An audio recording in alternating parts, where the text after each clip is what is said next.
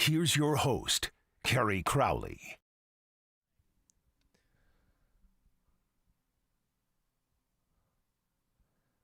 We are back.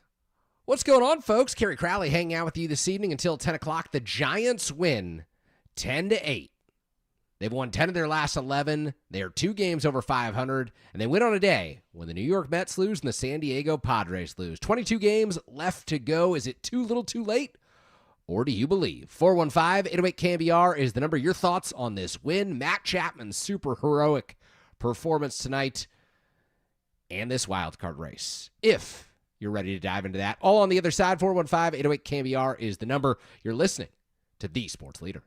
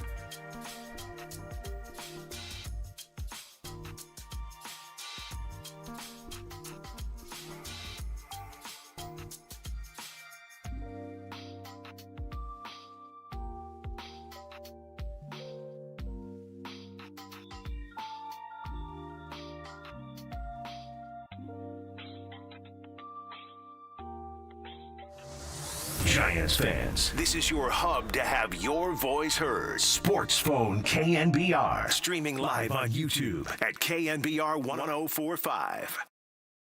2-2, a swing. There's a high drive. Hit out to deep left. It's way back. It is gone!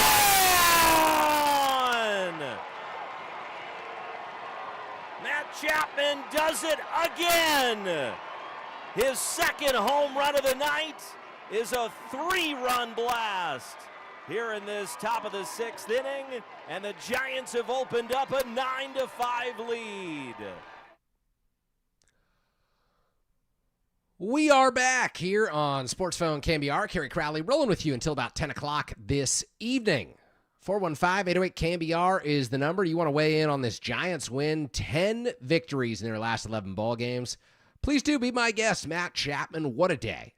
Suspended this afternoon after his ejection on Tuesday evening. He appeals the suspension. He's able to play as a result of that pending decision coming down from Major League Baseball. And all he does is hit the first pitch he sees 450 feet, comes up, and as you just heard in the 6th inning, Joe Rizzo's call of the 3-run blast that breaks the game open for the Giants and ultimately proves to be the difference tonight in a 10-8 victory that secures the sweep over the Colorado Rockies. We're headed out to the phone lines here. Let's go to Dennis in San Jose. Dennis in San Jose, you're on Sports Phone. Dennis, how are you this evening? I'm doing good. Listen, the 10 games is great. We won the 10 games. It reminds me like in 2010 when we were about 6 games back in about a month and a half, and we overtook it and won the World Series. And the thing could happen here too, except I'm worried about one thing, and that's our pitching. Our hitting is great. We know we can hit. We play great defense, but our pitching, we got a problem with it, and I'm worried about it because, you know, we made some trades with the pitchers, which is all right. I just wish we would have got some better pitchers or something, and I'm worried about that. Yeah, well, I get you, Dennis. Yeah, I get you. Thank you for the phone call. Good stuff. Let's make that comparison real quick. 2010, Giants are 6 games back of the San Diego Padres in the National League West on Saturday, August 28th. By Friday, September 3rd, they'd cut it to 3 games, and 3 is really the key for me to be in the playoff picture. I think the Giants are really 1 game outside of the playoff picture right now, being 4 games out behind the Mets, 5 games behind the ailing San Diego Padres, who are 2-8 in their last 10 ball games. But that 2010 team, as Dennis just pointed out, had a lot of pitching. It was Kane, it was Bumgarner, it was Lincecum, it was Jonathan Sanchez, it was Brian Wilson in the bullpen, it was the core 4 in the bullpen. I mean, it was a sensational team from a pitching standpoint, and they began that stretch when they were 6 games out of the National League West behind the San Diego Padres, 13 games over 500. This team began this stretch of hot play significantly under 500. They've won 10 of 11. They've moved to 2 games over 500. But as Dennis pointed out, the pitching is different. And that's why I think this weekend in St. Louis is the real test for the San Francisco Giants, because you had Logan Webb going on Tuesday night. You had Robbie Ray going on Wednesday, and it wasn't Ray's best ever effort. But again, you can count on Ray more starts than not to deliver a quality start for you. On Friday, you're going Carson Seymour. On Saturday, you're going Justin Verlander after he threw 121 pitches his last time out. On Sunday, you're TBA, and TBA probably means Kai-Wei Tang. You get through that, you win 2 of 3 against the Cardinals, then I think we have a very serious discussion about the playoffs, assuming the Mets lose 2 of 3, or assuming the Padres lose 2 of 3 or continue their tailspin. Let's go to Jim in Weed, California. Jim up in Weed, how are you this evening? Hello, I'm doing fine, thank you. Thanks for taking my call. Yeah, thanks for joining us. What's on your mind tonight? Well, I don't live in Weed. I'm traveling from Sacramento to Bend, Oregon, but it's a nice beautiful stuff. Yeah, for sure, man. I don't know if you've ever been to Bend, but it's a cool place. Anyway, I just want to call and say, man, the team to me is coming together. Like what happened last night, yesterday's game, kind of brought them all together. Like we're fighting for each other, you know? I think it was huge. It was huge. Okay, this season might be lost. It might be lost. That's okay. But I think it's going to tighten everybody up as a team. The core group of guys we have a future. Maybe we're a catcher and an outfielder away from being really good. But I respect the team. I respect the brotherhood they have. And I'm with it. I listen to every single game, and I don't know. What do you think, man? I think it was a good thing last night. What happened?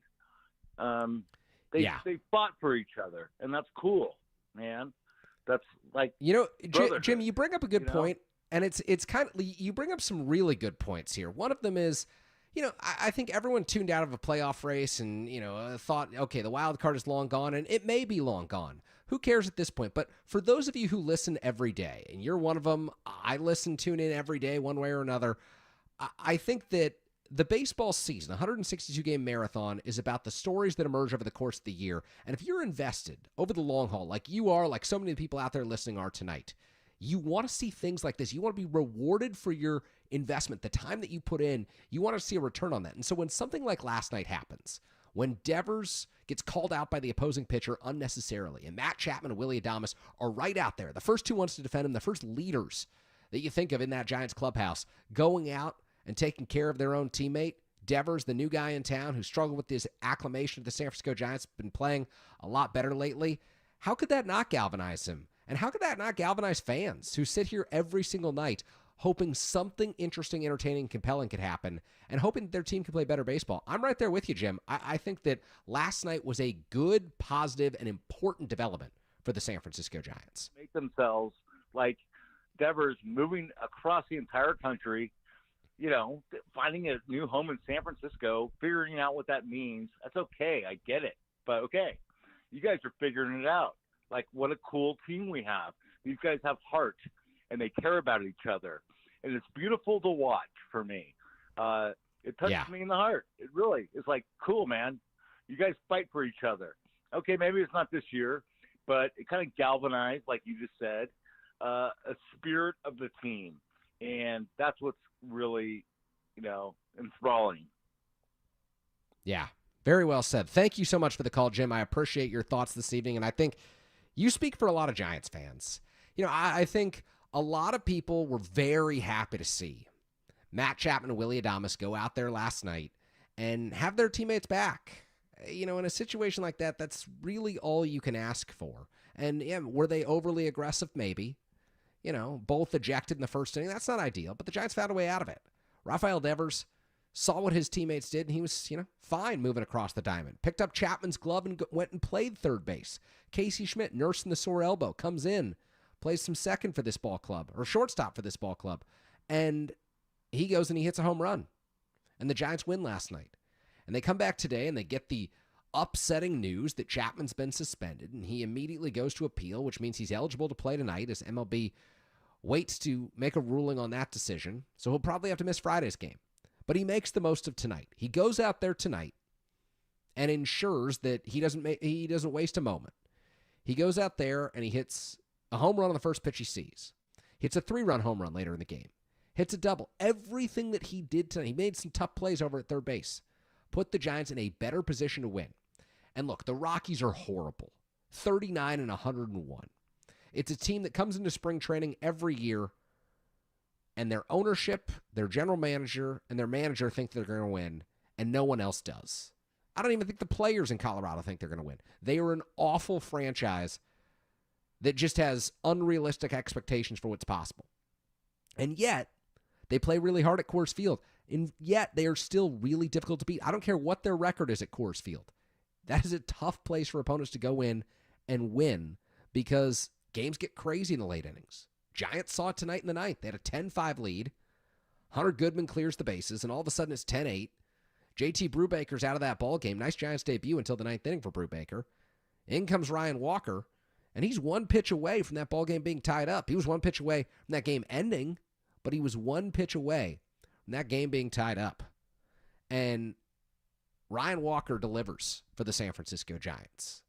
This ball club improves to 71 and 69, sweeping the Colorado Rockies, going into Coors Field and doing exactly what it needed to keep this thing alive. And, there's those of us who say the Giants aren't in the playoff picture until they get to 3 games back. But you can't get to 3 games back until you start to move from 6 to 5 to 4. And that's what they're down to now. And they took advantage today. You look around Major League Baseball, this was a huge opportunity. Tigers beat the Mets 6-2.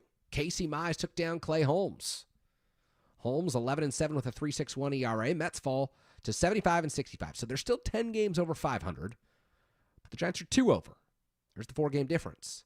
The D-backs ones, they're trying to keep pace in the NL, but the D-backs are a team that has struggled a bit of late. They've played well, trying to keep Torey Lovello's job toward the end of August, but again, not necessarily the same caliber of ball club the San Francisco Giants are right now. The Padres lose today. Orioles win 7-5. They shut out San Diego. Nestor Cortez falls to 2-4, 6.29 ERA, and the Padres have a number of guys on the IL, including Jason Adam, a key late-inning setup guy, who's out for the season. That's significant. The Cincinnati Reds, who were ahead of the San Francisco Giants just a day or two ago, they fall 13-9 to the Toronto Blue Jays. Shane Bieber going for Toronto. He goes to 2-1 on the season. Nick Martinez, 10-11 for the Cincinnati Reds with a 4.75 earned run average. So the Giants, on a day when the other contending teams for a wild card spot in the National League in the National League race, as they start to fall apart, the Giants take advantage. Let's go to Luke in Piercy. Luke in Piercy, you're on Sports Phone. Luke, how's it going this evening? I'm doing great, man. I'm feeling great after the win right now, man. It's great. It feels like there's hope again, just a little bit. I'm not going to freak out yet, but you got to win the series in St. Louis and all that, and it's a must-win series, is all I'll say. Absolutely. Yeah, 2 of 3 at minimum, and pretty much 2 of 3 at minimum the rest of the way for this ball club. 22 games left, and I think they probably need to win about 16 of those. That feels about right, and you're starting Seymour and Verlander, and Sunday's probably Kaiwei Tang. You just got to get through it. The pitching has to come through. Here's hoping. So that's all. Yeah, very well said. Very well said. Thank you so much, Luke. 415-808-KNBR is the number. Let's go out to Sean in San Rafael. Sean in San Rafael, you're on Sports Phone. Sean, how's it going this evening? Good. How are you? Doing well on my end. What's on your mind, Sean? Well, I mean, I thought it was a well-played ball game today. Obviously, Chapman, with the 2 home runs, getting a little, getting a little revenge on the league for the suspension. But I think just overall, a pretty well-played game. It came apart a little bit in that inning for the Rockies. Obviously, Robbie Ray didn't get the call he wanted. But, I thought they battled back and they, like I said, the Chapman homer and then the Gilbert homer kind of broke it open. A little stressed in the ninth, but Ryan Walker came in and shut the door. And I think it was a good overall team win, and the team chemistry is great right now. I think Drew Gilbert's been a big part of that, just his energy in the dugout and out on the field, the way he plays with so much energy. And I think that I can see this team going places. Yeah, I think that's well said. Thank you for the call, Sean. And, good jumping off point on Drew Gilbert and what he's given this ball club over the last couple of games. I mean, he goes into Colorado, and I said this on Sunday during the pregame show. This is a guy whose swing is going to play well in the National League West. You look at Oracle Park, you look at Chase Field, Petco Park, and Coors Field. It is a line drive swing, and all he needs is more repetitions in the National League West. He went into the series hitting, 160? I mean, the guy had nothing. He was bolstered by the 3-hit game on Sunday against the Baltimore Orioles in the Giants' blowout win over an AL East foe, but he comes into Coors Field with almost nothing to his credit at the Major League level after a month of being up here following that Tyler Rogers trade. And all he does is proceed to carry the Giants through 3 ball games. 4 hits on Monday, a couple on Tuesday, and a home run yanked into right field on Wednesday. And oh, by the way, providing nothing but energy in the dugout. The guy's an electric factory for the San Francisco Giants. I saw a few people saying this on social media, but he is everything the Giants have been missing the last few years in terms of personality, energy, and flair. The Giants, from 2022 to 2024, became a very boring, static ball club. Saw ho-hum personalities, and on days, even when the Giants would win in entertaining fashion, it wasn't exactly a team that popped off the screen or blew up your radio in ways that this ball club has, specifically over the last 11 days. The Giants have won 10 of their games. Drew Gilbert has played a major role in that, and he leaves Colorado with a .260 batting average, an .815 OPS, and really, to me, the chance to continue making a strong impression down the stretch and really earn and solidify his role for the 2026 season. Drew Gilbert, since coming over in that Tyler Rogers deal, has had a hard time acclimating to big league pitching. He needed one big series, and he got it in Colorado. And you can say, sure, it's against a 101-loss team. It's against a terrible pitching staff, whatever. Coors Field, prove you can do it elsewhere. I think this will be the series that we look back on and say, it's where Drew Gilbert really established himself as a major leaguer, really established himself as part of the Giants' future plans, and really became an integral part of a clubhouse that feeds off of his energy. Gilbert with a home run tonight, the icing on the cake for a San Francisco Giants team that wins 10-8 over the Colorado Rockies. When we come back, we're talking 49ers football. 49ers and Juwan Jennings agree to a rework deal ahead of Sunday. He has not yet spoken with the media this week, and my sense is he was probably waiting for this news to drop. Adam Schefter of ESPN with the report earlier, coming straight from the agent, Drew Rosenhaus, that Jennings has got a slight tweak, a new adjustment to that contract that he signed last offseason with the San Francisco 49ers. We'll dive into that on the other side. You're listening to Sports Zone KNBR right here on the Sports Leader.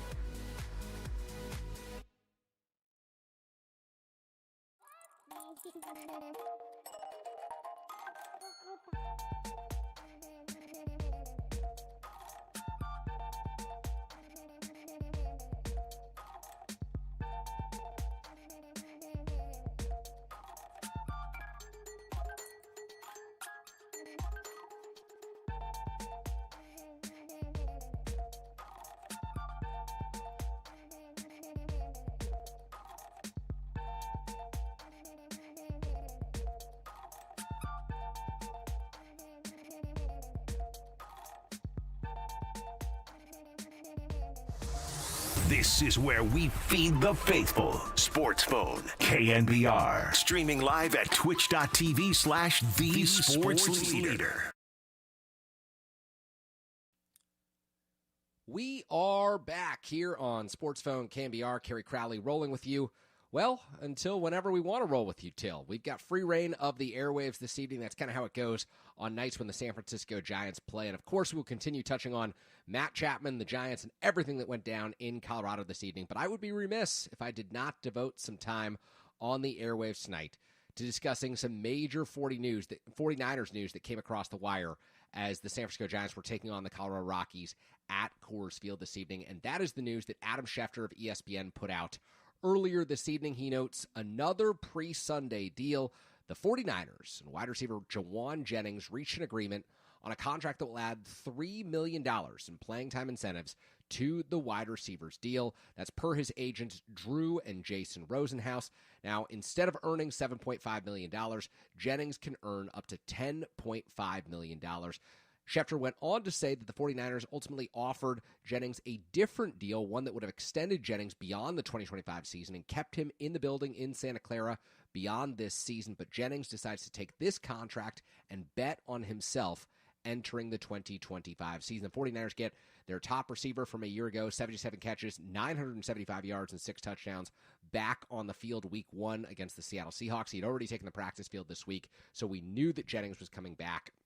Kyle Shanahan said as much today, but Jennings had shied away from talking to the media, and I've got a theory as to why that I'll give you in just a moment. But I do think that the 49ers have continued to win this situation with Jauan Jennings after years and years under Kyle Shanahan and John Lynch of caving at the requests and demands of their top talent. This time, they do not give Jennings the reported $20+ million that he wanted entering this 2025 season. He does not get a major extension from the San Francisco 49ers. He simply gets some incentives that he has to now go out and hit on the field. They are probably, in all likelihood, reachable, and in all likelihood, the 49ers will begin to rely heavily on Jennings early in the season. As Brandon Ayuk is out on the physically unable to perform list, he'll miss at least the first 4 weeks of the season, probably won't return until week 6.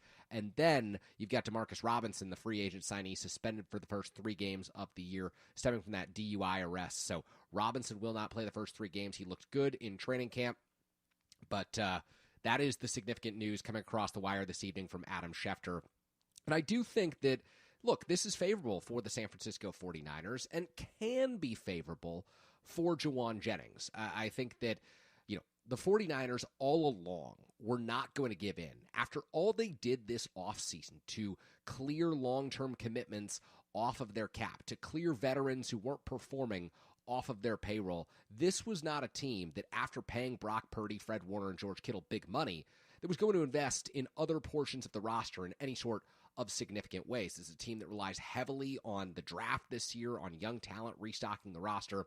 And when Jennings put out through his agents to Adam Schefter in July that he wanted a rework deal, I thought it was too little too late. I thought if the 49ers were going to rework Jennings' contract, it was probably going to be done early in the offseason, March, April, when the 49ers were doing their serious roster maneuvering and preparing for the deals that involved Brock Purdy, the 5-year, $265 million contract, George Kittle, 4 for $81, or maybe that was Fred Warner's deal. I don't know. Both of those players are now the highest paid guys at their respective positions, as they should be. But Jennings reportedly wanted to be a top 15 to 20 paid wide receiver in the NFL. I never thought that he would get that deal because I don't see him as that type of a player. I have loved watching Jauan Jennings in a 49ers uniform. It is incredibly fun to see the 49ers run off tackle for Christian McCaffrey to bounce the ball to the perimeter and then to race down the field and see Jennings 15, 20, 25, 30 yards downfield blocking a defensive back, be it a corner, be it a safety, or getting in the way of a linebacker who's in pursuit of a play. There is real value in what Jauan Jennings does on the snaps when he is not ultimately the leading receiver or the man with the ball in his hands for the San Francisco 49ers. But nevertheless, I don't think that the 49ers with Shanahan and Lynch were going to give in to that type of a deal. So with all of that being said, I think that this is a win for the 49ers because if Jauan Jennings plays well enough to reach those incentives, this team's in good shape. They've got a wide receiver who's putting up big-time numbers. I don't know exactly what those incentives are, but I would have to imagine they're tied to playing time, snap count, reception total, receiving yards, numbers that Jauan Jennings has, in all likelihood, only hit once in his career as a member of the San Francisco 49ers. We remember Jauan fondly in San Francisco and all around the Bay Area for the contributions he's made since being a 7th-round draft pick in 2020. But the reality is, until last season, he'd never racked up more than 500 receiving yards in a single campaign. So I think that's important to remember for the San Francisco 49ers. And I also think it's important to remember that for Jauan Jennings, if he hits these incentives, in all likelihood, he's going to be a coveted free agent on the market this offseason. He's going to be able to go sign a deal either back with the 49ers or, in all likelihood, elsewhere that will pay him the money that he has sought the entire offseason, really started to seek through public attention in the media with Adam Schefter and ESPN in the middle of July, right before the 49ers started training camp. So the reason I think Jennings was holding off on speaking to the media this week is because when he returned to practice on Monday, I think there was probably a handshake agreement going on with the San Francisco 49ers, understanding that they would add some incentives to this deal, that they would each make some concessions to one another, that both of these sides would come together and set things up for the San Francisco 49ers and for Jauan Jennings to be happy entering week one of the season. You have to imagine the calf was ailing him through much of training camp, but you also have to imagine that it's an injury that for the last week or so, he might have been able to work through had the 49ers gotten this deal done sooner. But with news looming of Kendrick Bourne visiting the 49ers on Monday, I don't think Jennings was prepared to lose his roster spot. When the 49ers set their 53-man roster last week, I think that they knew that Jennings would be a part of it. It was just a matter of, was his calf going to be healthy enough? And if it wasn't, would they place him on injured reserve? And if that was the case, how would that jeopardize the playing time incentives? I think all of those were open questions. And I think with Jennings stepping back onto the practice field on Monday, it has set the 49ers up to have their leading receiver back week one, which is huge because no Brandon Ayuk. He's on the physically unable to perform list, as we mentioned, through 6 weeks of the season in all likelihood.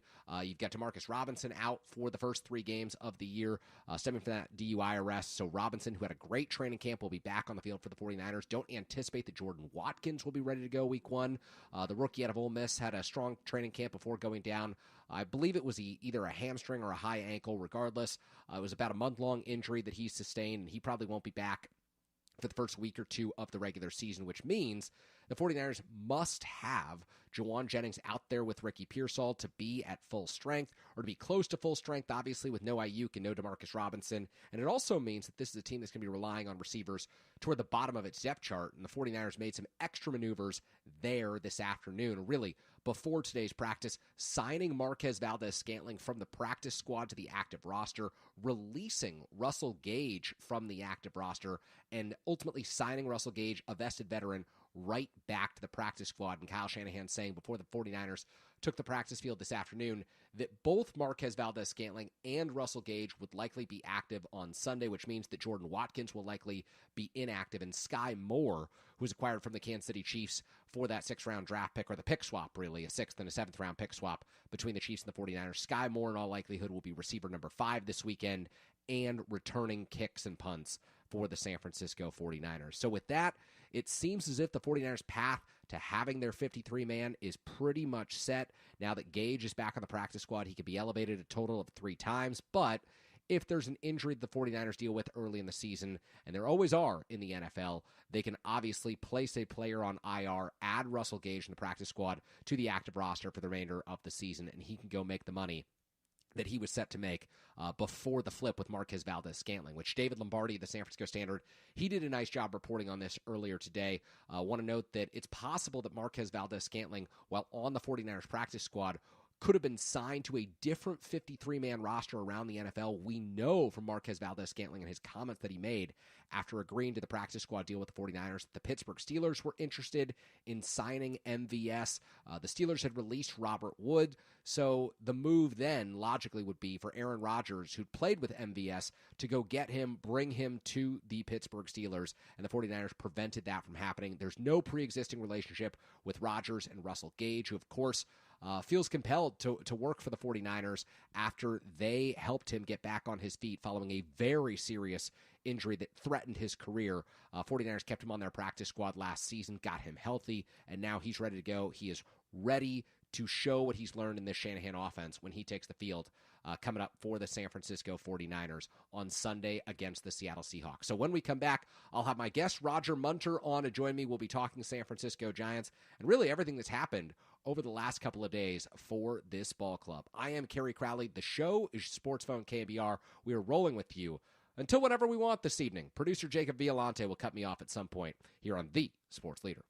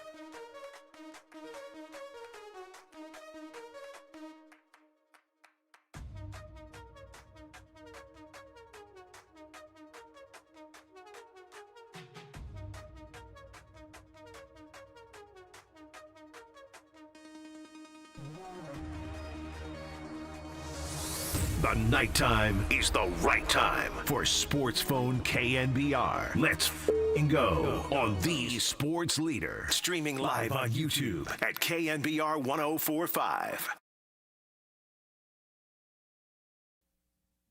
We are back here on Sports Phone KNBR. Kerry Crowley rolling with you until the end of the evening here on the Sports Leader. We got a couple more segments for you, and one thing that I wanted to do tonight as we wrap up the Giants' 10-8 dramatic win over the Colorado Rockies that drops them to just 4 games back in the National League West is catch up with a good friend of ours, Roger Munter, who writes the There Are Giants Substack.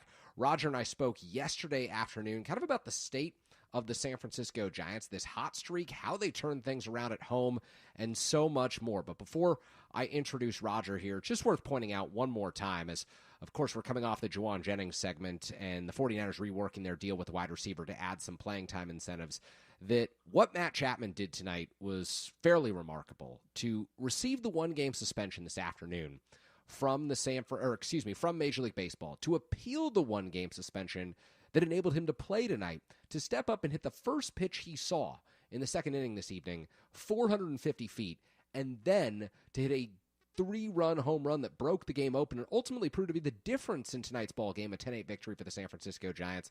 Simply remarkable. So while it has, by his standards, been a down season for Matt Chapman, he still reached 20 homers for the 4th time in 5 years, and 4th time in 5 years, I should say, and did so for the 7th time in his major league career. So Matt Chapman has done a remarkable job getting back on his feet after the ejection in last night's ball game with the Colorado Rockies. So with that, let's bring in Roger, and let's talk about the state of this ball club, Roger, that better baseball, huh?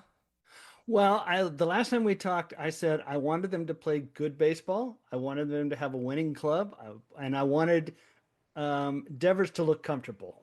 All of that has happened. So in general, I'm feeling pretty good with what we've seen the last month. I do have a question for you. As a guy who covered this club, was there, every day for several years, my impression is that the ball starts carrying better this time of year, that it's June and July when those night games really suffocate fly balls, and that by the time you get to this, the beautiful fall they have in San Francisco, it starts playing a little more neutral. So I find myself wondering, okay, is this Adames and Devers getting over that adjustment period, Chapman kind of getting over his health issues, or is it just that this the way Oracle Park kind of plays through 6 months? I mean, I do think there's something to be said for the weather, which over the course of the last week, and specifically on Friday when the Giants won 15-8 over the Baltimore Orioles, I was telling all of my friends, I don't think I've seen a day in San Francisco like this in 20 years of living here. It is so incredible out in the city right now. And to see the performance on Sunday, it was just like, yeah, Oracle Park, when it's hot, plays small. And when it is 57 and foggy, which it is for 80% of the games, plays like a cavernous stadium that you just can't hit the ball out of. And so it is really, I think there's something to be said for how dense the fog is in June and July.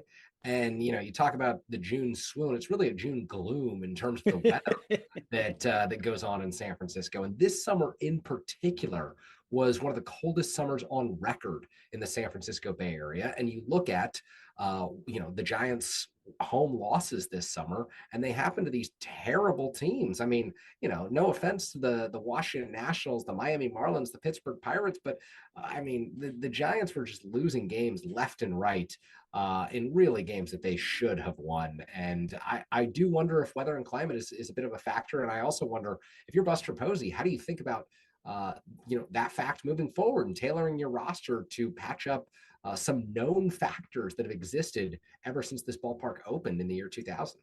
Yeah, I mean, it's really easy to watch. Teams always look great when they're winning. They look bad when they're losing. That's just a fact. But it's easy to get carried away with that and think, oh, this team is terrible, we got to blow it up. Or to look at it and think, this offense doesn't look that bad. You see Drew Gilbert's kind of the type of player that Buster Posey talks about wanting, of high energy, high contact kind of guy.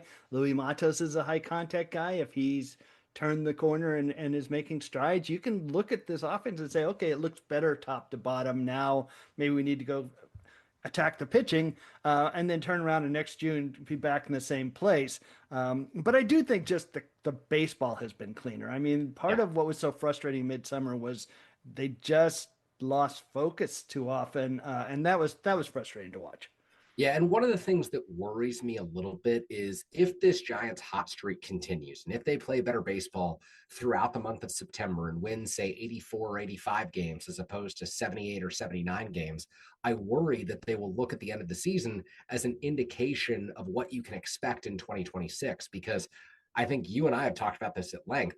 This Giants team has made some challenging decisions that have put them behind the eight ball over the last few seasons, essentially handing over the 2023 shortstop or 2024 shortstop job to Marco Luciano before spring training even began, and then saying, oh, wait, Nick Ahmed, you've got to be the opening day shortstop. And then this season, believing in the home run binge that Tyler Fitzgerald went on in the second half of last season and thinking that he could handle second base on an everyday basis.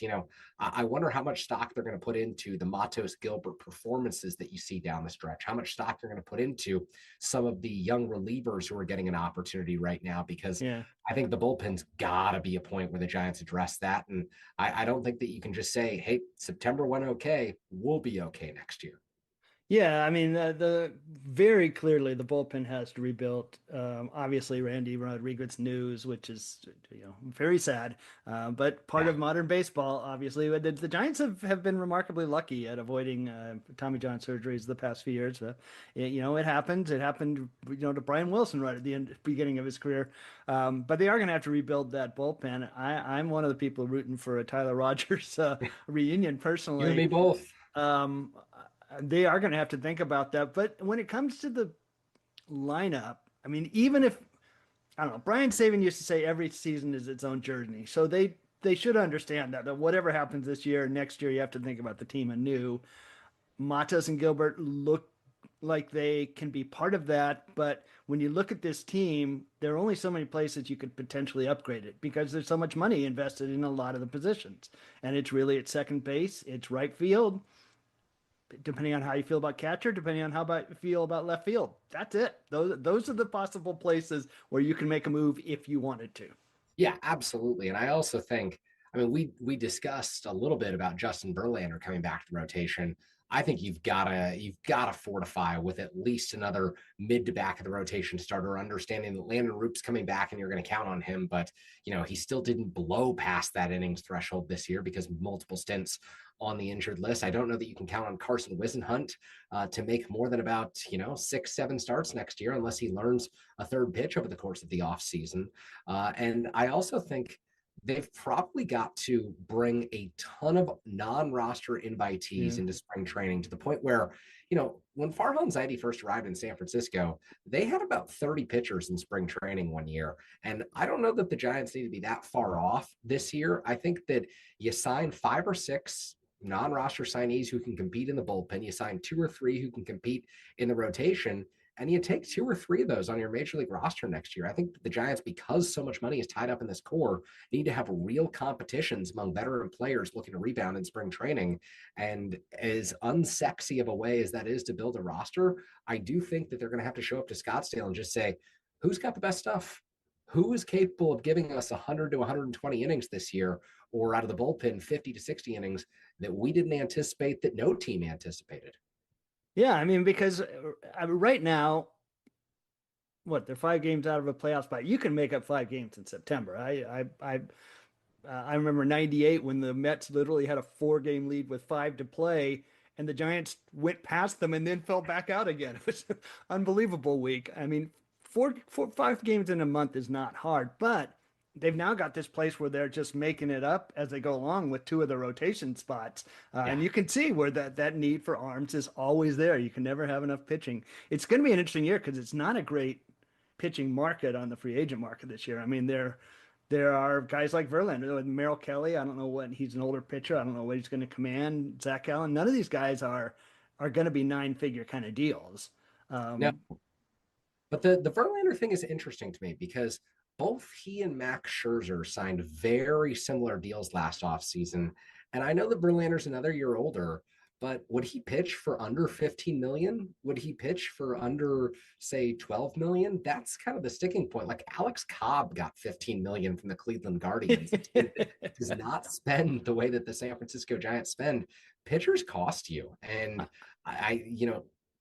you sometimes get guys on good deals like Andrew Heaney. I think he was pitching somewhere on like a $4 million deal this year. There will be guys coming back from injuries who will inevitably sign minor league free agent deals and look to catch on somewhere. Maybe like an Eric Fetty wants to reinvent his career after pitching for 4 different teams this year. They're just going to have to go with that type of pitcher. Like Joey Lucchesi came to camp this year and fell off the radar for the first 2 months of the season. And then all of a sudden shows up the day that Kyle Harrison's traded for Rafael Devers and doesn't leave the roster after that. They're going to need 3 more Joey Lucchesis next year. Yeah. I think you're right. And it's kind of, being smart or being lucky, whichever it is, and finding the right guy. Because it's just not a great market. Freddie Peralta maybe is the best pitcher out there. I'm not really sure. I haven't looked at it, but it's not a lot of great arms. If you can find a trade matchup, that might work, but that's tricky because, you don't want to use your assets necessarily. Well, I was going to say that leads me to a key question here, Roger, because you can find a trade. And I think, you look at the Giants prospect list, it's all hitters at the top. But you were down at Low A San Jose on a recent trip, and that's where kind of the best pitching prospects in the organization are, right? That's a very impressive pitching staff. It's pretty loaded. This has been a really good year on the Giants farm. It's been one of the better years I've covered in many years, and a lot of that's been down low. But there have been positive developments kind of all over the place. And, Bo Davidson has had a tremendous year. Dakota Jordan looked like a really good prospect. Obviously, the 2 shortstops, way down. There's a lot of talent bubbling up. And, yeah, that San Jose pitching staff was pretty good before all the new guys arrived. But Hunter Dryden and Nico Mazza, who were part of last year's draft class, are both really interesting arms. Kena Martinez, who was an older signing out of Venezuela last year, a really good strike thrower. He is absolutely blown up this year, and I think he's probably the best pitching prospect in this organization right now. He's a guy who's going to go places. I really believe very highly in him as sort of a guy who could blow up, along the lines of Hayden Birdsong in 2024. Argenis Kayama is a young kid with a lot of potential. He's gotten a little tired down at the end of the year, but he's only 18. The guy they got from Kansas City for Yastrzemski, Junior Marte, is a huge guy. Throws strikes with his fastball. There is Louis De La Torre. This is like 5'11" left-hander with like 7 feet of extension. It's crazy how much he jumps at you, and he is really strong and really fun to talk to and really energetic. That staff has a lot of talent, and I think, next year obviously we'll see how they rise. But there's a lot to be excited about on the Giants farm this year for sure. Can I tell you how refreshing it is that we've entered into a new era of the K-Raj podcast and this show? Because I really feel like for the first maybe 18 months, 2 years, I don't know how long we've been doing these and getting together, we talked about the same names, and it was Luis Matos, it was Hayden Birdsong, it was Kyle Harrison, it was Marco Luciano. It was all these players who were kind of AA, AAA, bubbling up to the big leagues. We talked about their major league performance. And now, as the 2025 season starts to wind down, I know you've been writing about these guys all year long, but we get to talk about the exciting new prospects on the farm, names who weren't on my radar at the beginning of this season. I didn't know Johnny Level's name back when this season began. I'd heard of Dakota Jordan, 4th-round draft pick, but you track him in San Jose. I mean, Kiner Martinez, Argenis Kayama, we're going to be following these guys for the next 2 years, and I really feel like this is why people get invested in a baseball team. This is why people get invested in a franchise. The people who really dive deep, they love hearing about the guys who are up and coming, who offer hope and promise for the future. And it genuinely excites me that I get to hear new names who are going to be a part of this picture for a long time now. Yeah, and I didn't even mention Joshua Gonzalez, who obviously is an incredibly exciting young player who I had the opportunity to see this year down in the Dominican. Just some electric athleticism of the type that you haven't seen in this organization for a while. He's going to be a really, really exciting kid when he gets here next year, and if he comes up through the system. Yeah, Level, Gonzalez, Eldridge, Davidson. That is a tremendous position player core of the type they haven't had in this system for a while. And Jordan and Gavin Keelan this year's first draft choice. That's a group of hitters the likes of which I haven't seen here for a while. It is very exciting, and the pitching has kind of come out of nowhere. Martinez and De La Torre are two of the most amazing stories I've seen in many a years. De La Torre was a $10,000 signing as a 19 or 20-year-old who had just like he'd been in Utah, and somebody suggested to him he could go to the Dominican and get signed as an international guy. And Kyle Haynes saw him pitching, and they signed him for nothing. And he is just blown up. It's incredible the year he's had. Not to get us off track, but I have heard MLB's talking about limiting major league teams to have only one Dominican club. And I think, well, Luis De La Torre is exactly the type of kid who's going to suffer from that. Because the guy that you can take a $10,000 lateral on and really does the work to improve. That's the one we're going to lose in that scenario. But yeah, the pitching has really taken strides forward. The young hitting, it's an exciting system right now. Yeah, and the trades that the Giants have made in the last year or 2 years have kind of fortified all of this because, I watched the game on Monday where the Giants are playing at Coors Field against the Rockies, and you see Drew Gilbert show up with a 4-hit performance and really kind of the breakthrough that I thought that going to Coors Field might produce for Drew Gilbert because he does have that line drive swing, and obviously he popped one out on a huge launch angle out into right field. But you think about Jose Butto coming over from the Mets, and he was a relatively young reliever. You think about Blade Tidwell. The Giants traded half a season of Tyler Rogers for 17 years of team control for 3 players. Yeah, and it makes sense because all these players that I'm talking about are mostly down in A ball or lower, and they needed to fortify the upper levels to get some guys who could help. And Tidwell, I think we would have seen Tidwell by now had it not had a little shoulder thing, but it sounds like that's maybe not too bad, and maybe we have a chance of seeing him. He's a big arm. He's a guy who can definitely be part of either the rotation or the bullpen mix, I think, next year. I think they did a great job in those trades. Even like Parks Harbor, who was this unknown throw-in in that Camilo Duvall deal. This kid has some real strength, and I don't want to oversell it. He's a 24-year-old in A ball who wasn't drafted, but he hits the ball incredibly hard. And if you saw something like a David Villar outcome from him, that would be fantastic. That would be a home run to make a pun. To bring it full circle here. It was also an arm who I wanted to ask you about. When the Giants traded Alex Cobb, they got someone back who was rather intriguing, right? Jacob Bresnahan. He's actually another member. Yeah, he has a decent chance, I would think, to be the Cal League Pitcher of the Year, actually. He was a 19-year-old. He's 20 now. He turned 20 in July, I think. I believe he was the pitcher of the year in the Arizona complex last year in the Cleveland organization. When he came to San Jose last year, he was pretty gassed at that point as a 19-year-old.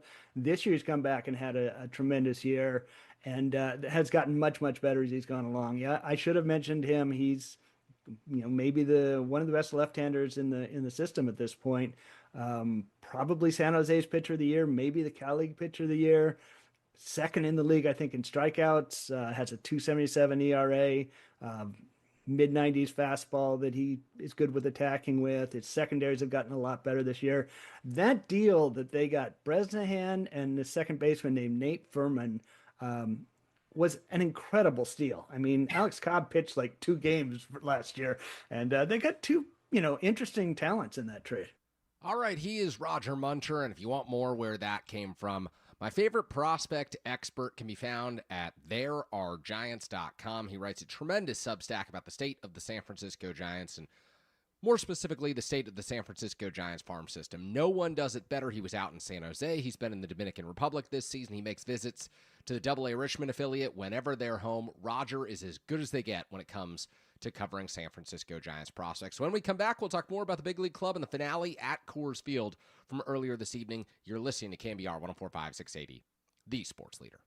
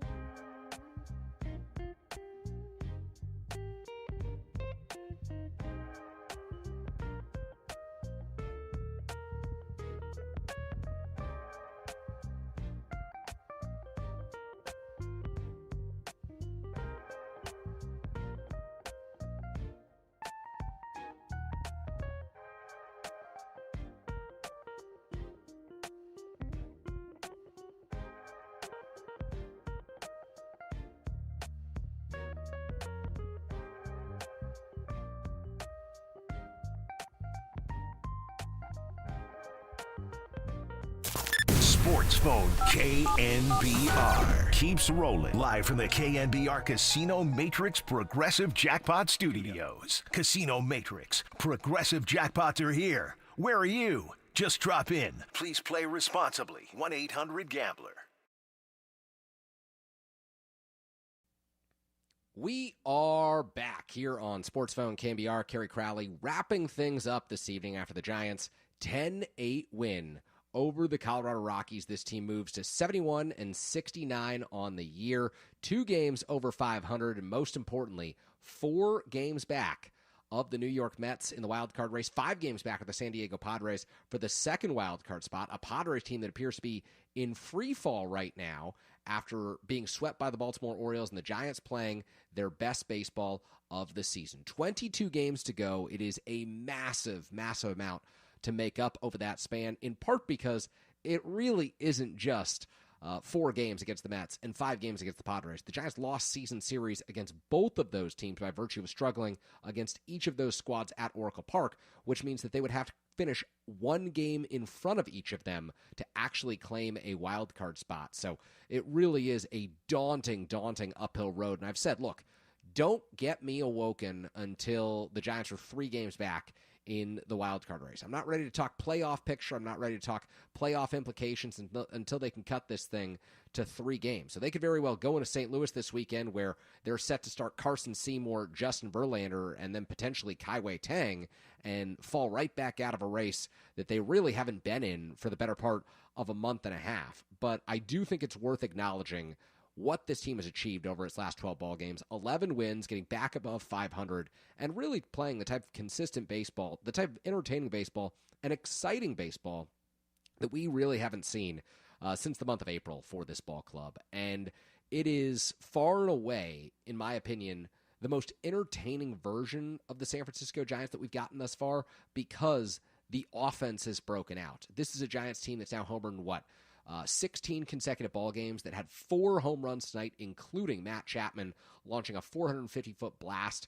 in the second inning tonight off of German Marquez, and then coming back in the 6th inning, hitting a 3-run home run. Drew Gilbert following that up with a 7th inning home run off of a Colorado Rockies reliever. Patrick Bailey also going deep tonight for the San Francisco Giants, and just a huge, huge I said Patrick Bailey going deep for the San Francisco Giants tonight. It was 3 home runs. It was 2 from Chapman, 1 from Gilbert, and I was confusing Bailey with the home run that he hit in last night's ballgame. He went 2 for 4, which was really important for the Giants at the bottom of the order, especially after he was involved in the train wreck of a collision at home plate with the Colorado Rockies base runner in the middle innings when Robbie Ray got into trouble. But the Giants showed some serious resilience tonight. They went up 4-0 early. They ultimately fell behind 5-4 in one of those back-and-forth wild Coors Field affairs. But Matt Chapman plays the hero and hits 2 home runs, accounts for a double, and just all in all, one of the signature performances of the season for a player who has now raised his batting average to 234, his OPS all the way up to 792, which is pretty much exactly in line with where you anticipate Matt Chapman would be. He's a career 788 OPS man, and he is now above that. Entered the evening at 765, but when you have 3 extra base hits, including 2 home runs, you're going to add to that total, and you're going to do it fast. He's finally healthy. He is back, and he looks exactly like the player that the Giants need right now. So he will, in all likelihood, have to serve that 1-game suspension in St. Louis on Friday. But the spotlight this evening belonged to Matt Chapman. And, for the moment, Giants fans are allowed to dream about what might be possible. You lose on the wrong day here. You fall 5 back of the Mets. And really, as we just discussed, it would be 6 back of the Mets with just 22 games left to go in the season. So you lose on the wrong day, say that's Friday or Saturday when the Mets score a win. That would be bad news. But as long as the Mets lose and as long as the Padres keep stuttering and fluttering, the Giants have a chance. And it's not something that is realistic. It's not something that, is above about 5, 6, 7% right now. But this team has played its way from about a 0.1% chance right back into at least the outskirts of the conversation. And like I said, who knows what will happen by the time I host Talking Baseball this weekend? Who knows what will happen by the time that Giants warm up this weekend? It's been a long evening, tired end of the night, calling it Marty's show. I've got Giants warm up. Marty has Talking Baseball on Sunday, but I do think that this is a Giants team that is putting itself in position to potentially take advantage of a really interesting portion of the schedule coming up for this ball club. You're going to be facing off against the St. Louis Cardinals team that's really struggled, an Arizona Diamondbacks team that still kind of fancies itself as on the outskirts of that mix. Obviously, the D-backs, like the Giants, traded away guys at the deadline, but then things get really, really difficult for the San Francisco Giants. 7 games in 10 days against the Los Angeles Dodgers, who have not played great baseball, have underperformed relative to expectations this year. But the Dodgers are an incredibly talented team. They've given the Giants fits this season.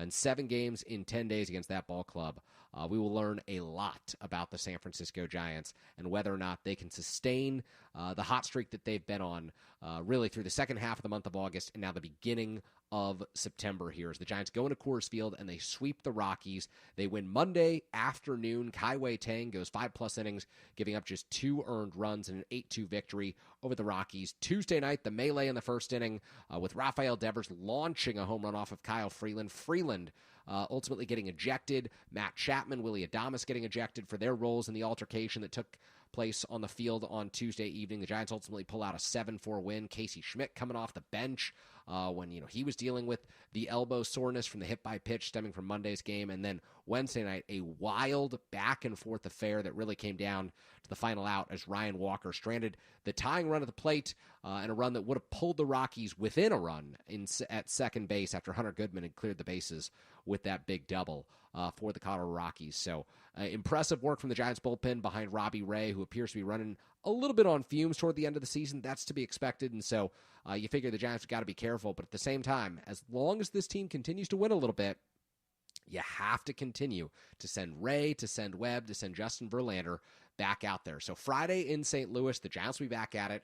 5:15 first pitch, Pacific Daylight Time. Carson Seymour will be taking the mound for this ball club against Michael McGreevy for the St. Louis Cardinals, who's had a good start to his season, came up and has gone 6-2, 4.17 earned run average. Seymour, meanwhile, 0-2 with a 4.74 ERA, has given up a lot of home runs. It can get hot in St. Louis, even in September here. And then Saturday is Justin Verlander against Andre Pallante. Sunday, the Giants have not yet named a starter, but it could be Kai Tang going back out there for this ball club. So you got to capitalize on the days when your main starters pitch. For the Giants, you got to capitalize every single day that your offense performs well. So that will do it for me this evening. Appreciate everyone who tuned in to Sports Phone KNBR this evening. Always appreciate your thoughts, your insights. A ton of fun hanging out with you. Got to talk a little Juwan Jennings news. Got to talk about the San Francisco Giants sweep. And of course, we got to thank our producer, Jacob Violante, for doing such a great job each and every night that he's working behind the scenes at KNBR. Runs a tight ship, has the great intro and outro music, and we always appreciate Jacob's efforts behind the glass and on the board here at KNBR. So Giants are off tomorrow. We've got our 49ers special tomorrow afternoon. Every host at KNBR, save for yours truly, will be out in Oakland. Looking forward to the 49ers breakdown from 3 to 5 tomorrow afternoon in the midst of dirty work. You will hear from just about every 49ers host. Tim Ryan's going to stop by as well. I know Larry Kruger will be out there. And then tomorrow evening, you'll hear the start of the NFL season, Thursday Night Football right here on KNBR. And immediately following the conclusion of that game, I'll be with you right here on Sports Phone KNBR to get your 49ers takes off, to get your Giants thoughts off. Once again, appreciate all of you tuning in this evening. The number 415-808 KNBR, the show Sports Phone KNBR. I'm Kerry Crowley signing off. Until next time, here on 104.5 680, the Sports Leader.